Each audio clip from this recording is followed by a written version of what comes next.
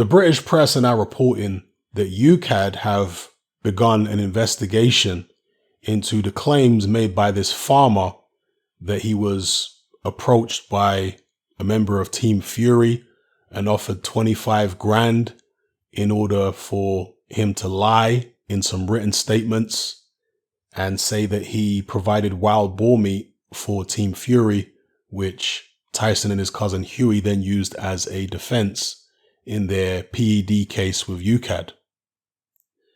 The mainstream press are also reporting that should Tyson Fury be found guilty in a new investigation by Ukad, he could potentially face up to an 8-year ban. Well, before I give you my take on it, I first want to quote Frank Warren again. I quoted him in the last video I did about this subject, and I'm going to quote him again here.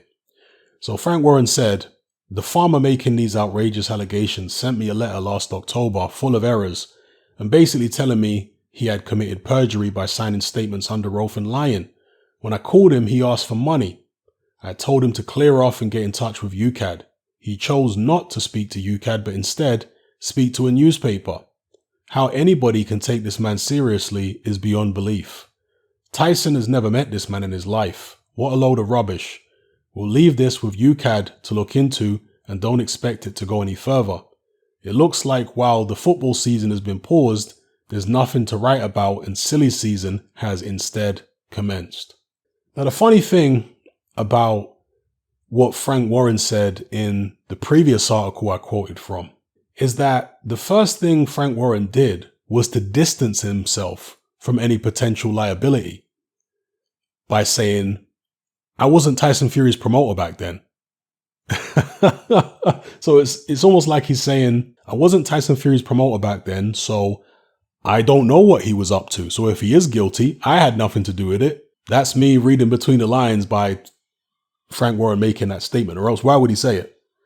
So that made me laugh, because in the next breath, he was defending Tyson Fury and attacking the farmer as if he knew for certain that Tyson Fury was innocent. Well, how could you possibly know whether he was innocent if you're distancing yourself from the situation in the first sentence? It did make me laugh. Now, while he might not have been Tyson Fury's promoter back during the Christian Hammer fight, although he fought on Tyson Fury fought on Frank Warren's shows, Mick Hennessy might still have been his promoter at the time. It's, still a bit funny for Frank Warren to try and distance himself from that situation, because it's not just what's written on paper, it's what Frank Warren was actually doing. Because while Mick Hennessy might have technically still been Fury's promoter, he didn't seem to have much input other than for the Klitschko fight. So yeah, Frank Warren being a little slippery there. Now, as I said in the previous video, I personally don't really care whether this farmer is telling the truth or not, because Fury has already served the ban. The incident, the Christian Hammer fight, took place 5 years ago. The situation with the farmer was 3 years ago. I mean, let sleeping dogs lie, man. As far as I'm concerned, it has no relevance to what's going on now. Tyson Fury's been a clean athlete since then. So I don't really care about what happened 3 years ago, 5 years ago. It's water under the bridge. However, Ukad might care. We'll see. If they think they've got a case here, they might try and sue Tyson Fury for damages, because they lost a lot of money with the first case they had with Tyson Fury. So perhaps they'll try and sue him. Now, when it comes to this farmer, even though I don't care whether he's telling the truth or not, he's either got to be extremely stupid, and that's possible, or he's actually telling the truth. Because I can only imagine that a guy who was willing to take a bribe and commit perjury would have to be desperate. He'd have to be in some serious financial difficulty to be making moves like that. And even what he's doing right now, coming out, and I'm assuming he sold his story to the press. This must be a guy who's got financial difficulty. Maybe his farm's not doing very well, and he's decided to try and cash in on his story at this point. But if he's lying, then he can kiss all that money he's made from selling his story goodbye, because he could easily get sued out of house, home, and business if he's actually lied right now. But if he's telling the truth, then maybe Tyson Fury's got a problem.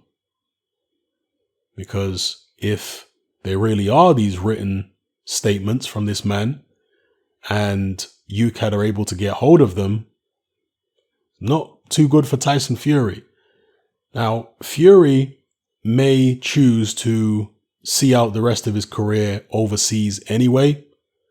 He's got a couple fights left on his top rank contract, which are going to be in America.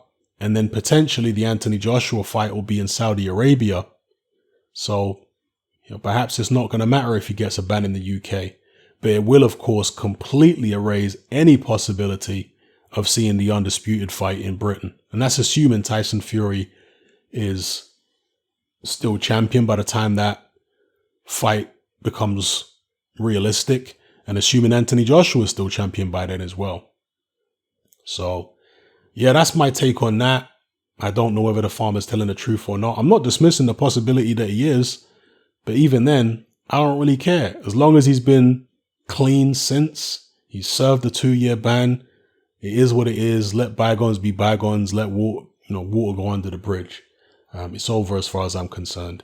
If by some horrific set of circumstances, Ukad and let's say the British Boxing Board of Control were to ban Tyson Fury over this, and then managed to influence commissions in America to also ban him, they would be doing boxing a massive disservice. Not because Tyson Fury is the heavyweight division, no, but he's certainly a significant part of the heavyweight division. How could Anthony Joshua possibly call himself the best heavyweight in the world if Tyson Fury gets banned right now and stripped of all his belts? Well, all his belts. He's got the Ring Magazine and the WBC belts, or 2 of his belts. But gets stripped of his belts, Anthony Joshua, let's say, theoretically picks up, or hypothetically picks up the vacant belts. Joshua wouldn't be able to call himself the best. So the people putting Tyson Fury in that predicament would be doing all of us boxing fans a massive disservice. And I have to reiterate again, I don't see any motivation for Eddie Hearn or Anthony Joshua trying to get Tyson Fury out of boxing. It makes no sense to me. Somebody else could come along and beat Joshua. Eddie Hearn knows that. It's heavyweight boxing at the end of the day. So he would like to see AJ versus Tyson Fury. I've got no doubt about it. I think that Eddie Hearn sees Fury as a more favorable style for AJ than Deontay Wilder. That's my personal view. So I think Eddie Hearn, Anthony Joshua, they would absolutely love nothing more than to fight Tyson Fury. But the people who would seek to snatch that fight away from us, they need to take a serious chill pill. They need to go somewhere and leave boxing the hell alone, because we want to see Tyson Fury in many great fights, not just against Anthony Joshua. There's also the Dillian Whyte fight out there, the Alexander Usyk fight, which I know interests a lot of people. So don't do boxing a disservice by not letting this man fight the other top fighters in the division. Even if you've got a grudge against him, don't have a grudge against us, the boxing fans. Don't try and deny us one of the best fights of this generation. Don't deny Anthony Joshua the chance to compete and make a load of money, etc., etc. So, yeah, that's my take on it, people. Hopefully nothing comes of it. Hopefully the story just goes away. Whether it's true or not, I don't care. Anyway, let me know what you guys think in the comment section below. Hatman merch is now available. We got t-shirts, vests, hoodies, and more. Just click the link below. Join me on Patreon. I upload a minimum of 2 podcasts every single week, covering a wide variety of controversial topics, as well as live stream Q&A sessions. Take a look on screen right now at some of the podcasts I've produced so far. For just $3 a month, the equivalent of about £2 a month, you get access to all my new podcasts and my entire back catalogue of past podcasts, including my popular Confessions of a Nightclub Bouncer series. You can listen on your computer or on your smartphone or tablet by downloading the Patreon app from the Google Play Store or the App Store for free. The Patreon app also allows you to download each podcast in MP3. For less than the price of a cup of coffee, you get access to dozens of hours of exclusive content. It's easy to sign up, there's no contract, and you can cancel at any time. So come and join our community of free and critical thinkers by signing up with me here on Patreon today.